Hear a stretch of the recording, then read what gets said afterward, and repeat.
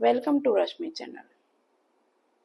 આજનો મારો ટોપિક છે કે માતા જે અમુક નાની નાની ભૂલો કરે છે એ કરવી જોઈએ નહીં.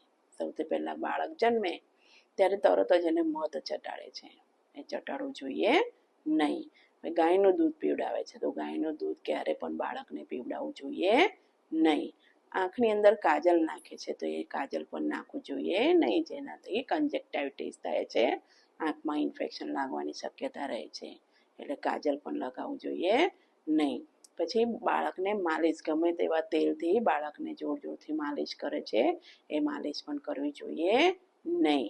પછી બાળકને નવડાવવાનું પણ ગમે તેવા સાબુથી નવડાવવું જોઈએ નહીં. બાળક માટે special baby soap, baby detergent powder અને બેબી શેમ્પૂ આવે છે, તેનાથી બાળકને નવડાવવું, કપડાં ધોવા જોઈએ અને શેમ્પૂ કરવું જોઈએ, જેમાં પીએચ વેલ્યુ હોતી નથી, જેથી બાળકને કોઈ પણ સ્કિન ડિસીઝ થવાના ચાન્સીસ રહેતા નથી. પછી બીજું ખાસ ધ્યાનમાં રાખવાનું કે માતાને જ્યારે શરદી, ખાંસી, જુકામ થઈ ગયેલો હોય ત્યારે માતાએ બાળકને પોતાનું દૂધ પીવડાવવાનું જ છે, પણ મોંએ માસ્ક બાંધીને બાળકને પોતાનું દૂધ પીવડાવવાનું છે. પછી બાળકને ગમે તે જાતની એક્સરસાઇઝ, હાથ પગ ખેંચવા એવા બધા એક્સપેરિમેન્ટ કરવા જોઈએ નહીં. બાળકને જ્યારે પણ લો ત્યારે ગરદન નીચે સપોર્ટ આપીને બાળકને લેવું જોઈએ, કારણ કે 6 મહિનાનું બાળક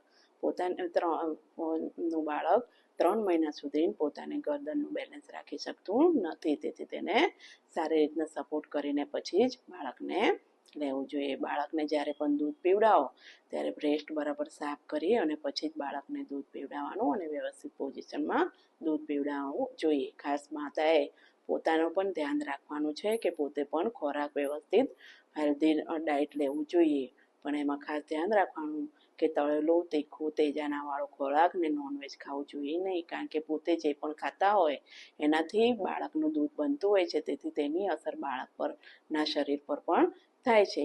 ફાસ્ટ ફૂડ, બહારથી લાયેલા ખોરાકો ખાવા જોઈએ નહીં. માતાએ vitamins, minerals, vitamin A, vitamin D, iron, folic acid, multivitamin બધા વસ્તુ મળી રહે એવા લીલા શાકભાજી વધારે પ્રમાણમાં અને ડ્રાયફ્રૂટ પણ વધારે પ્રમાણમાં ખાવા જોઈએ. ખાસ માતાએ બાળકને લેતી વખતે હેન્ડવોશ પણ કરવા જોઈએ અને બાળકના કપડાં ડેટોલના સાબુમાં ધોઈને તડકામાં સૂકવીને પછી જ એનો ઉપયોગ કરવો જોઈએ. આજનો મારો વિડીયો ગમ્યો હોય તો લાઈક કરો, શેર કરો અને સબસ્ક્રાઈબ કરો.